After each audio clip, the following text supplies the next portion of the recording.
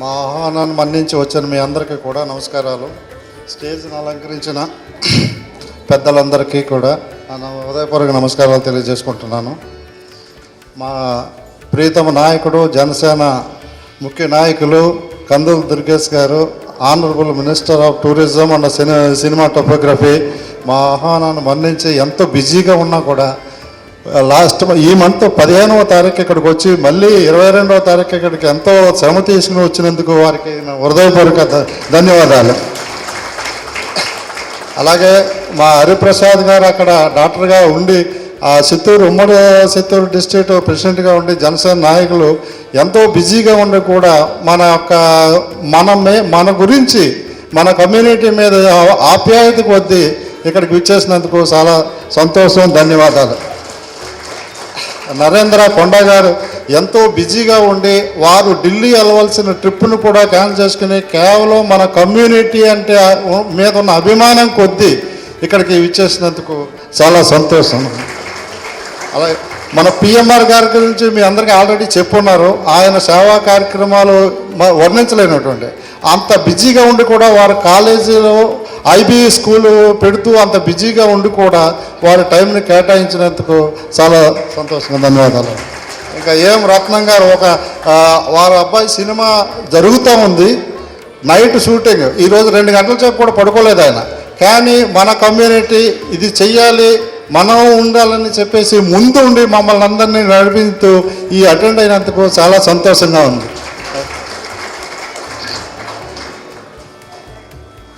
ఇంకా కేబీ సేన ప్రస్తావనకు వస్తే గత నవంబర్లో 24 నవంబర్లో వనభోజనాలతో స్టార్ట్ అయ్యింది. ఎంతోమంది చేస్తూ ఉన్నారు కానీ మన కమ్యూనిటీని సంఘటితపరచలేకపోతున్నారు. సో మనం వనభోజనాలు స్టార్ట్ చేస్తే ఎలా ఉంటుందని చెప్పేసి ఒక ఆలోచనతో అందరినీ కూడగడుతూ నవంబరు మాసంలో వెరీ షార్ట్ టర్మ్లో ఎంతో సక్సెస్ఫుల్గా స్టార్ట్ చేయటం, కేబీ సేన అని పెట్టడం, కాపు బలిజ అని మన మైగ్రేటెడ్ పీపుల్ ఎవరైతే ఉన్నారో ఆంధ్ర నుంచి మైగ్రేటెడ్ పీపుల్ ఇక్కడ లోకల్ బలిజాలతోటి మనం ఇది స్టార్ట్ చేయాలని చెప్పేసి ఒక సంకల్పంతో ఫ్రెండ్స్ అందరితోటి డిస్కస్ చేసిన తర్వాత కేబీ సేన ఫామ్ చేయడం జరిగింది. వెంటనే వనభోజనాలు కండక్ట్ చేసాము. వనభోజనాలు కూడా మంచి విశేష స్పందన, అలాగే మంచి రుచికరమైన ఆంధ్ర నుంచి కుక్కులు తీసుకొచ్చి చేయటం, మంచి ఫ్యామిలీతో వచ్చి ఎంతో ఆహ్లాదంగా గడిపిన ఇది. అక్కడి నుంచి మన ప్రయాణం సాగుతూ ఉంది. హెల్త్ క్యాంపులని, తర్వాత ఆయుర్వేద దినోత్సవం, తర్వాత ఇవన్నీ చేసుకుంటూ వచ్చాం. చాలా ఇదిగా జరుగుతూ ఉంది. మొన్న మేము మన ఫ్రెండ్ వాళ్ళ ఇంటికి వెళ్ళినప్పుడు అక్కడ డిస్కషన్ వచ్చింది. ఇక్కడ మనం కేబీస్ అని పెట్టాం కానీ ఏమీ చేయలేకపోతున్నాం, ఏదో చేద్దాం. అక్కడ ఎందుకు వచ్చిందంటే ఆ అమ్మాయికి మ్యాట్రిమోనియల్ చూస్తూ ఒక కళ్యాణమాలయ అనే సంస్థకి 5 లక్షల రూపాయలు కట్టారు ఆ మ్యారేజ్ అలయన్స్కి.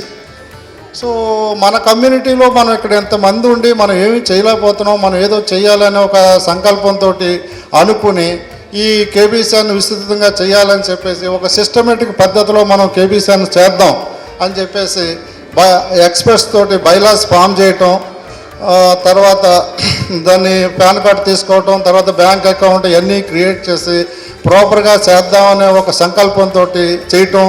దాని తర్వాత మన కమిటీని కూడా ఫామ్ చేయటం జరిగింది. మన కమిటీలో ప్రెసిడెంట్గా రత్నం గారు, సెక్రటరీగా నేను, వైస్ ప్రెసిడెంట్గా మన సతీష్ చంద్ర గారు, తర్వాత రవికుమార్ ట్రెజరర్ గారు, తర్వాత శ్రీనివాస్ గారు జాయింట్ సెక్రటరీ గాను, తర్వాత ప్రకాశ్ రావు గారు కమిటీ మెంబర్ గారు, కుప్పాల శివనారాయణ గారు కమిటీ మెంబర్ గారు, సతీష్ చంద్ర గారు కమిటీ మెంబర్ గారు, ఇలాగ జరిగిందండి. సో ఈ విధంగా అంతా కూడా సిస్టమేటిక్గానే చేస్తూ ఉన్నాం. ఇప్పుడు సిస్టమేటిక్గా చేసి ఒక ఆఫీస్ కూడా ఎస్టాబ్లిష్ చేయడం జరిగిందండి. టీ నగర్లో ఒక ఆఫీస్ ప్లేస్ తీసుకున్నాం. టీ నగర్లో ఆఫీస్ ప్లేస్ తీసుకుని సిస్టమేటిక్గా జరుగుతూ ఉంది అంతా కూడా. అంటే ఇంతకు ముందు కూడా ఎన్నో ఈ కాపు బల్జా సంఘాలు వచ్చినాయి కానీ ఎక్కడ కూడా సస్టైన్ అవ్వట్లేదు. కారణం ఏంటంటే మెయిన్గా ఒక ఆఫీస్ స్పేస్ లేకపోవటం, తర్వాత ఫినాన్షియల్ కన్సర్న్ ఉండటంతో కొద్ది కాలం రన్ చేసి దాని అంతటా ఫెయిల్ అవుతూ వస్తున్నాయి. ఇట్లా ఉండకూడదనే ఉద్దేశంతో ఫస్ట్ ఒక ఆఫీస్ ప్లేస్ తీసుకొని తర్వాత కార్పస్ ఫండ్ క్రియేట్ చేద్దామని ఒక ఉద్దేశంతో ఒక ఫౌండర్ మెంబర్షిప్ అని పెట్టి కార్పస్ ఫండ్ చేసి దాన్ని ఒక 50 lakhs మన కార్పస్ ఫండ్ కనుక పెట్టగలిగితే దాని నుంచి వచ్చే ఇంట్రెస్ట్ తోటి ఏ బడ్డీను లేకుండా ఆఫీస్ రన్ అవుతుంది. ఎవరున్నా ఎవరు లేకపోయినా దాని అంతటా అది రన్ అవుతుందని ఒక ఉద్దేశంతో కార్పస్ ఫండ్ స్టార్ట్ చేయడం జరిగింది. సో ఈ విధంగా మనం ఈ కేబీసీని ముందుకు తీసుకెళ్తూ ఈ మెయిన్ మన ఎయిమ్స్ ఏంటంటే మ్యాట్రిమోనియల్ సర్వీస్ చేస్తూ సర్వీస్ చేస్తూ మన కమ్యూనిటీకి మనం హెల్ప్ చేయాలని ఇక్కడ ఎవరైతే చెన్నైలో ఉన్నటువంటి కాపు బలిజ అలాగే తమిళనాడులో ఉన్నటువంటి కాపు బలిజ గౌర కమ్యూనిటీలందరినీ కూడా ఒక ప్లాట్ఫామ్ తీసుకురావాలని ఒక సంకల్పంతో ఈ కేబీసీ ముందుకు వెళ్తూ ఉంది. దానికనే ఆర్గనైజ్డ్ కమిటీ పెట్టడం, ఒక ఆర్గనైజేషన్ కింద టోటల్గా registration bylaws people experts Satish గారు అలాగే మన మనోహర్ గారు ఆడిటర్స్ వీళ్ళు బైలాస్ ఫామ్ చేయడం జరిగింది. అలాగే మనకి ఆఫీసు నటరాజ్ గారు ఎంతో కష్టపడి ఆఫీస్ ప్లేసు చేయటం జరిగింది. పెట్టిన తర్వాత మనం అంతా కూడా సిస్టమేటిక్గా జరుగుతుంది. ఇప్పుడు దీని కార్పస్ ఫండ్ వల్ల ఏంటంటే మనం మెయిన్గా ఏ బడ్డీను లేకుండా యంగ్స్టర్స్ని ఇన్వాల్వ్ అయ్యి దీన్ని తీసుకుంటా పోతే ఎన్ని సంవత్సరాలు అనేది జరుగుతుంది. అలాగే తమిళనాడులో ఉన్నటువంటి అన్ని కమ్యూనిటీలని కలుపుకుంటూ మనం వెళ్ళగలిగితే రేపు పొద్దున్న మన బ్యాంబూ ట్రీ ఎలాగైతే భూమిలోకి వెళ్తూ తర్వాత పైకి వస్తుందో అలాగే మన బ్రదర్స్ ఎవరెవరు ఉన్నారో అందరినీ లింక్ చేసుకుని తమిళనాడులో మొత్తం మీద ఉన్న అందరు బలిజా గౌర కాపు కమ్యూనిటీలు ఎవరెవరు ఉన్నారో అందరినీ కలుపుకుంటూ ముందుకెళ్ళాలనేది మన కేబీసీ యొక్క ముఖ్య ఉద్దేశం. అలాగే ఎడ్యుకేషన్ సర్వీసెస్ మన ఉభయ రాష్ట్రాల్లో ఉన్నటువంటి ఉభయ రాష్ట్రాల్లో ఉన్న కాపు మెరిట్ స్టూడెంట్స్ అందరినీ కూడా ఒక ప్లాట్ఫామ్ మీద తీసుకురావాలని, అలాగే ఇక్కడ మన పిఎంఆర్ గారి కాలేజీ అయినా కానీ లేదా వేరే కాలేజీ అయినా కానీ మన టేక్ ఓవర్ చేసి దాంట్లో మన మెరిట్ స్టూడెంట్స్ అందరినీ తీసుకొచ్చి ఇక్కడ ఇంజనీరింగ్ చేస్తూ ప్యారలల్గా ఐఏఎస్ కోచింగు ప్యారలల్గా మోరల్స్ చెప్పి సొసైటీకి ఉపయోగపడే విధంగా కనీసం ఐఏఎస్ కోచింగ్ ఇప్పిస్తూ వారిని కనీసం సంవత్సరానికి 10 మంది ఐఏఎస్ ఆఫీసర్లను తయారు చేయాలన్నది మన ఒక గోలు.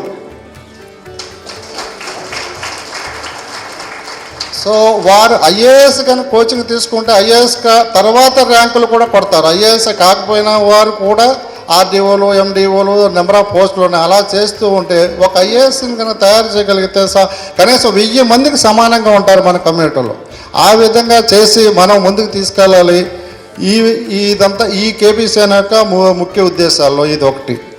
దయచేసి అందరూ కూడా నేనేం రిక్వెస్ట్ చేస్తున్నానంటే ఈ సంస్థకి కేబీసీ నా ఫ్రెండ్సే అడిగారు, అరే నీకు 20 సంవత్సరాలు లేనప్పుడు ఈ కాపు ఇప్పుడు బలిజా ఏంట్రా అంటే నేను చెప్పాను, అరే సొసైటీకి అందరికీ నాకు సొసైటీకి ఏదో చేయాలనిపిస్తుంది, సొసైటీకి నేను చేయలేను, దాంట్లో ఒక సెగ్మెంట్ కాపు.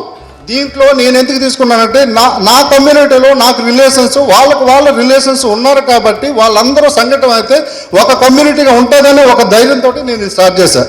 అందరూ కూడా తల చెయ్యేసి మన సంస్థను ముందుకు తీసుకెళ్లాలని చెప్పేసి కోరుకుంటూ అందరికీ నమస్కారం. అందరికీ నమస్కారం. ముందుగా గౌరవనీయులు మంత్రివర్యులు కందుల దుర్గేష్ గారు పిలవంగానే ఎంతో అమూల్యమైన కాలాన్ని వెచ్చించి ఇక్కడికి వచ్చినందుకు ముందుకు మనస్ఫూర్తిగా ఆయనకు ధన్యవాదాలు చెప్తున్నాను. హరిప్రసాద్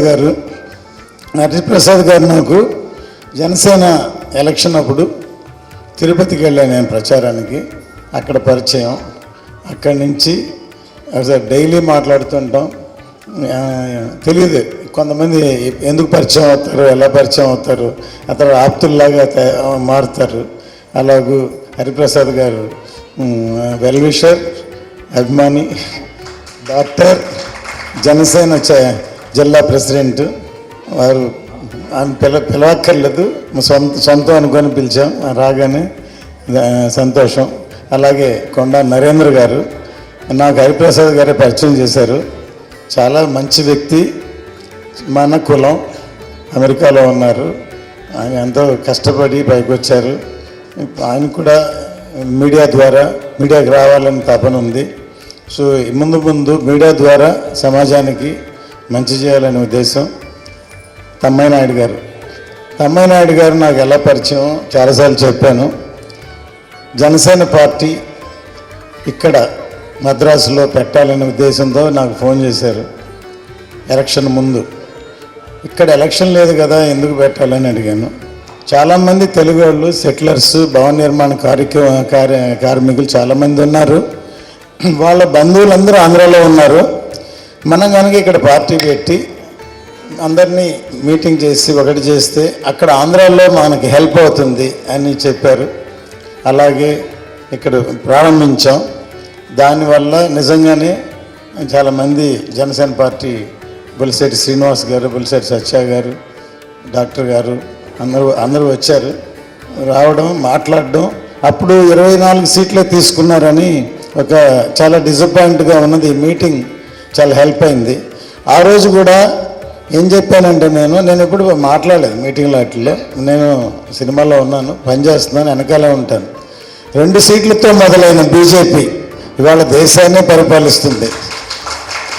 సో తక్కువ మంది అని ఫీల్ అవ్వద్దు. మనం రేపొద్దున ఖచ్చితంగా రాజ్యాధికారం చేయొచ్చు, గెలవచ్చు అని చెప్పాను. ఇంక నెక్స్ట్ కలిసేటప్పటికి నెక్స్ట్ మీటింగ్స్కి వచ్చేలాగే చాలా పెద్ద రేంజ్లో అరేంజ్ చేస్తాం. సో జై హింద్, జై భారత్. గౌరవనీయులు శ్రీ కందుల దుర్గేష్ గారిని ప్రసంగించవలసిందిగా ప్రార్థిస్తున్నాం. కేబీ సేన ఒక పవర్ఫుల్ సేనగా ఆవిర్భావం జరుగుతున్నటువంటి శుభ సందర్భంలో ఈ కార్యక్రమానికి విశిష్ట అతిథులుగా విచ్చేసినటువంటి సుప్రసిద్ధ నిర్మాత, అనేక సందేశాత్మక చిత్రాలని నిర్మించి ఒక పక్కన సందేశాన్ని, మరో పక్కన విజయాన్ని రెండింటినీ కూడా సొంతం చేసుకుని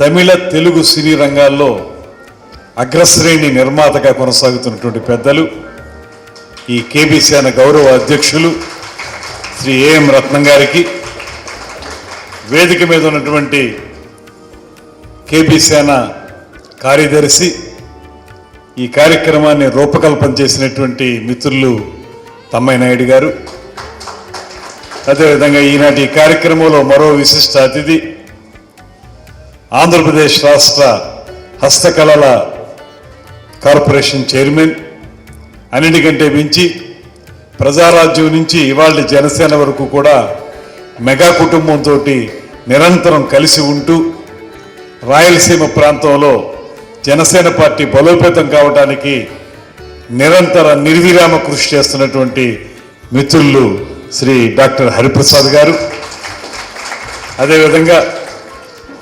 సుప్రసిద్ధ వ్యాపారవేత్త, అమెరికా వెళ్ళి అక్కడి నుంచి మళ్ళీ చెన్నై వచ్చి చెన్నైలో ఒక సంస్థని ఏర్పాటు చేసి పిఎంఆర్ గ్రూపుగా దాన్ని ఆవిర్భవింపజేసి స్వశక్తితోటి ఒక అద్భుతమైన స్థాయికి ఎదిగినటువంటి ముత్తువేల్ రాజు గారు వారికి, అదేవిధంగా చివరగా చెప్పినప్పటికీ కూడా చాలా ముఖ్యమైన వ్యక్తి కొండా నరేంద్ర గారు. ఆయన కూడా చిన్న స్థాయి నుంచి ఎదిగి, ఆయనే చెప్పారు ఇందాక, ఏదో మారుమూల పల్లెలో పుట్టినటువంటి నేను, ఆ చుట్టుపక్కల సరైనటువంటి సౌకర్యాలు కూడా మాకు లేవు, నీటి వసతి లేదు, ఆర్థిక పరంగా వెనకబడి ఉన్నటువంటి పల్లెలు మావి. అటువంటి పల్లెల నుంచి వెళ్ళి అమెరికాలో ఎప్పుడో స్థిరపడి తిరిగి స్వదేశం మీద మమకారంతో ఇక్కడ కూడా వస్తూ ఇక్కడ కార్యక్రమాలను ఏర్పాటు చేస్తూ ఒక ఉన్నత స్థానానికి ఎదిగినటువంటి నరేంద్ర గారు, కొండా నరేంద్ర గారు, వారికి కూడా మన అందరి తరఫున అభినందనలు తెలియజేస్తూ, అన్నిటికంటే మించి గంగిగోవు పాలు గరిటెడైన చాలంటారు. ఇందాక తమ్మైనాయుడు గారు బాధపడుతూ తక్కువ మంది వచ్చారన్నారు. కానీ గంగిగోవు పాలు అంటే శ్రేష్టమైనటువంటి ఆవు పాలు ఒక గరిటెడైనా చాలనేటువంటి సామెత పద్యం మనకుంది.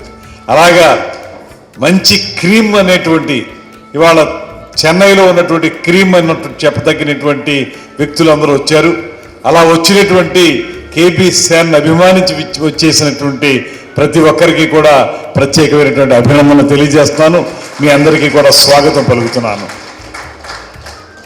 ముఖ్యంగా ఈరోజు కేపీ సేన తమిళనాట మనం కూడా బలపడాలి, ఐకమత్యంగా ముందుకు వెళ్ళాలి, తద్వారా భావితరాల పిల్లలు ఆర్థికంగా, సామాజికంగా, రాజకీయంగా ఎదగాలనేటువంటి ఆలోచనతో, ఒక సదాశయంతో, ఒక మంచి లక్ష్యంతో ఈ సంస్థను ప్రారంభించడం జరిగింది.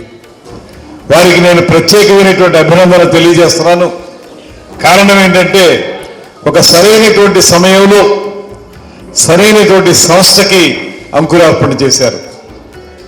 ఇవాళ మనం ఇలాంటి సంస్థలు చిన్నగా ప్రారంభమైనప్పటికీ కూడా రాబోయే రోజుల్లో ఖచ్చితంగా ఒక కీలకమైన మార్పు తీసుకురావడానికి ఈ కేబీ సంస్థ పూర్తిగా పనిచేస్తుంది అనేటువంటి మాటను కూడా నేను ప్రత్యేకంగా నమ్ముతున్నాను.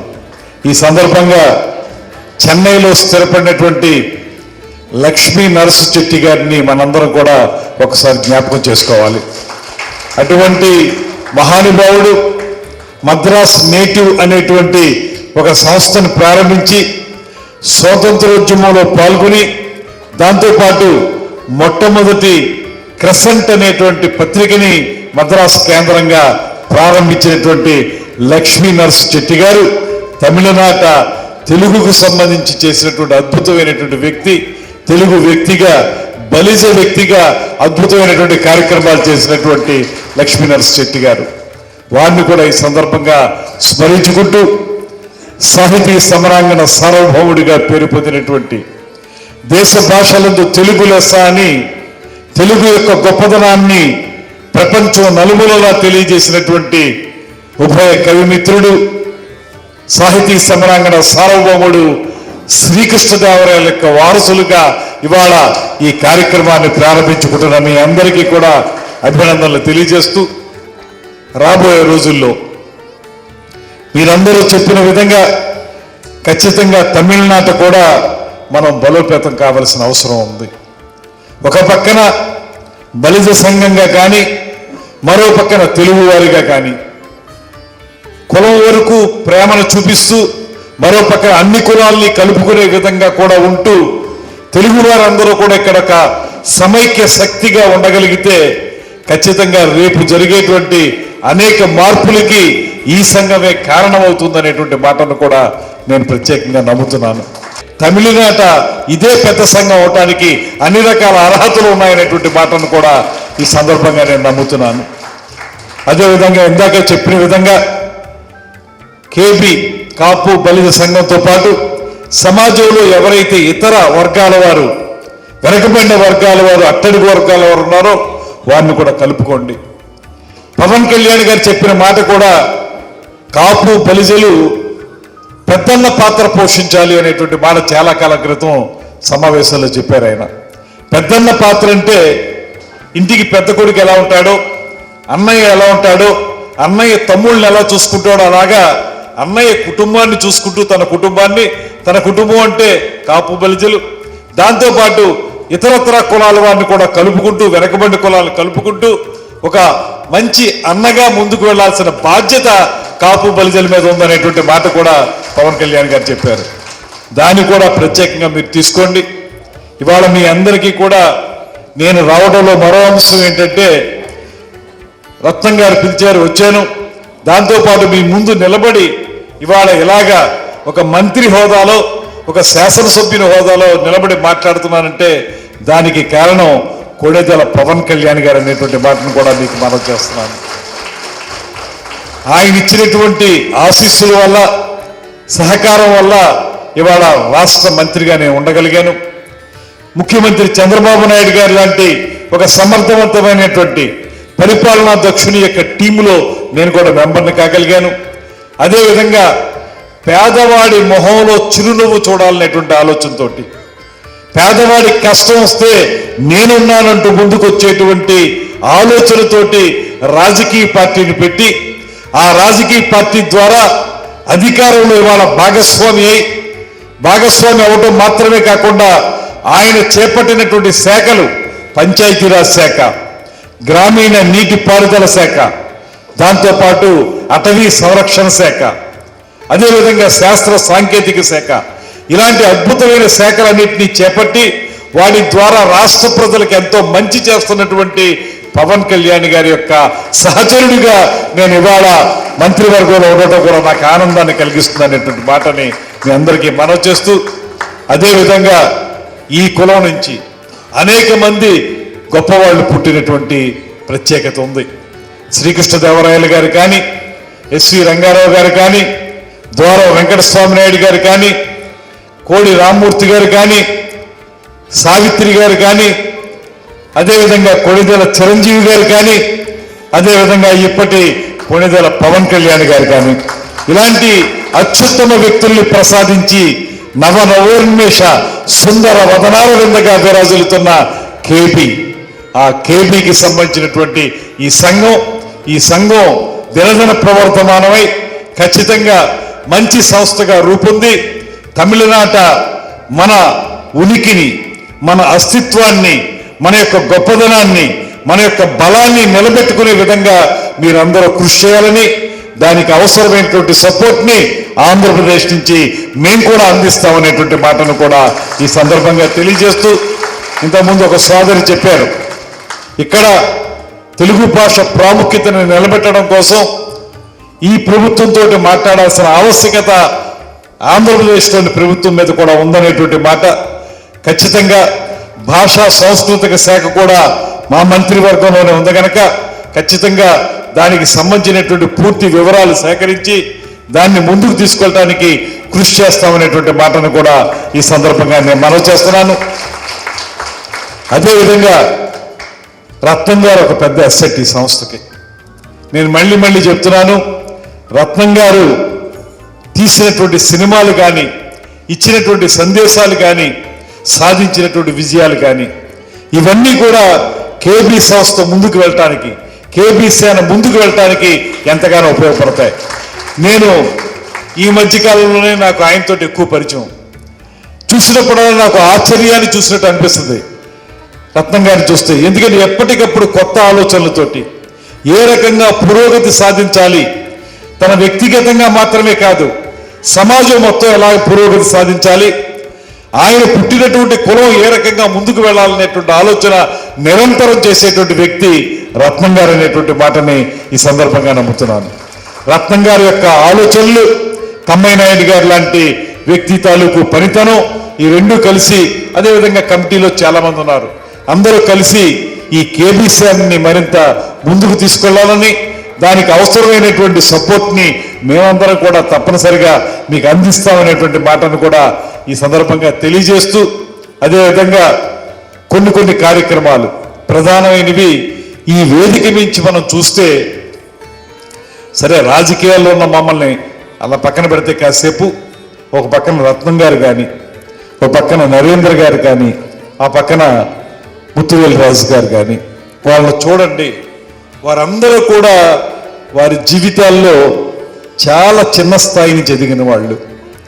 చిన్న స్థాయి నుంచి ఎదగడం అంటే చాలామంది ఎదుగుతారు, కానీ దేశం మొత్తం, కనీసం రాష్ట్రం మొత్తం గుర్తించే స్థాయికి ఎదిగినటువంటి వ్యక్తులు ఆ ముగ్గురు. అది ఇన్స్పిరేషన్గా తీసుకోవాలి. దయచేసి మీ అందరికీ కూడా నేను మనవి చేసేది, వారిని ఇన్స్పిరేషన్గా తీసుకోండి.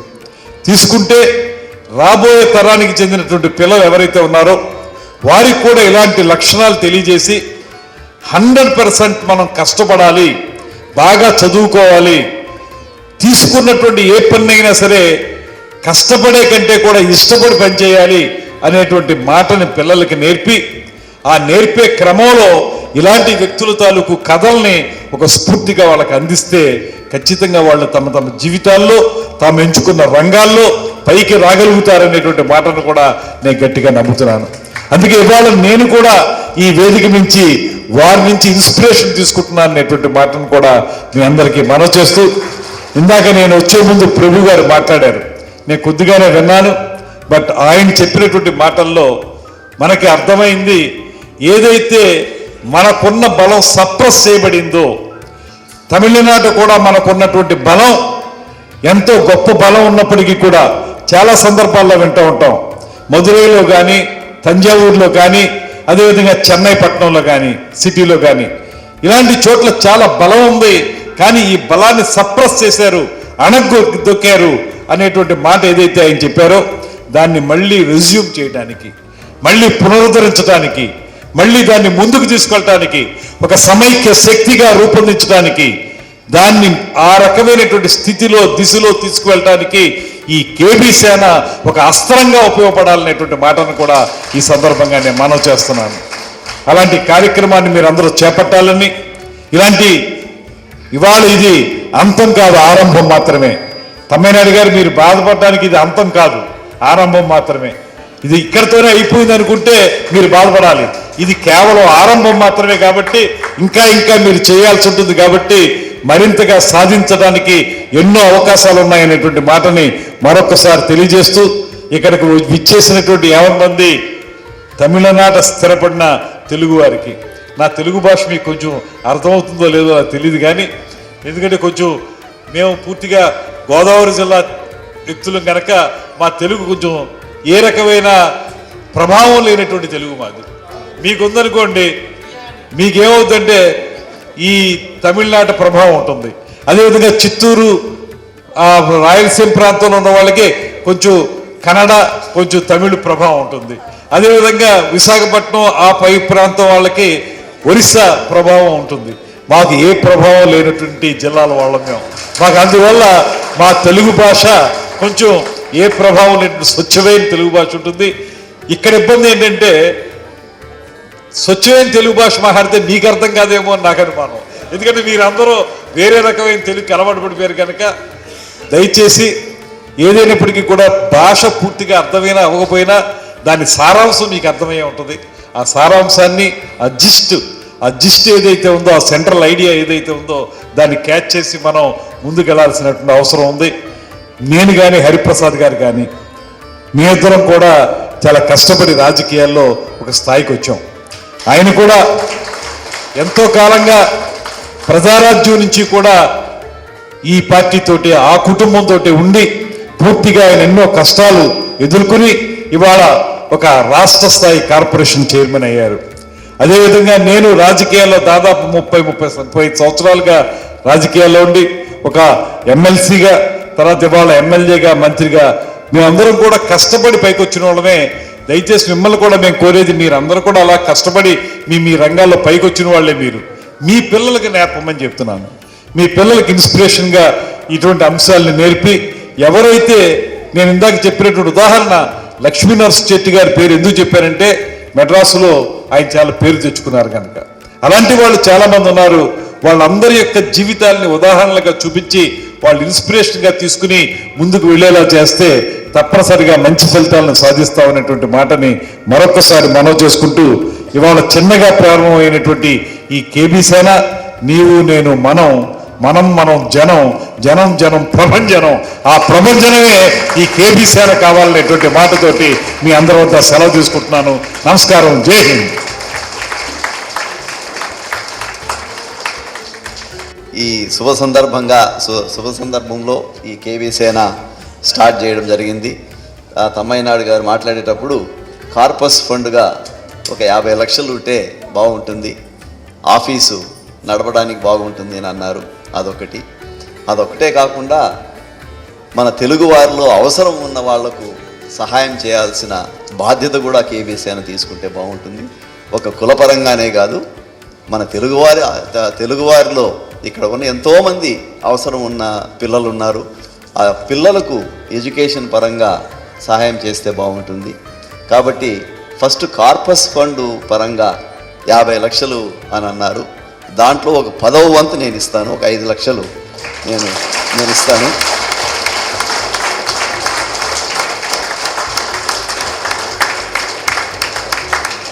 తర్వాత పిల్లలకు, సమాజంలో ఉన్న వారికి సహాయం చేయాలంటే 50 లక్షలు సరిపోదు. కాబట్టి దానికి 5 కోట్లుగా టార్గెట్ పెట్టుకోండి ఒక కార్పస్ ఫండ్. మీరు 4,95,00,000 వచ్చినప్పుడు చెప్పండి, నేను మళ్ళీ 5 లక్షలు ఇస్తాను. నమస్తే.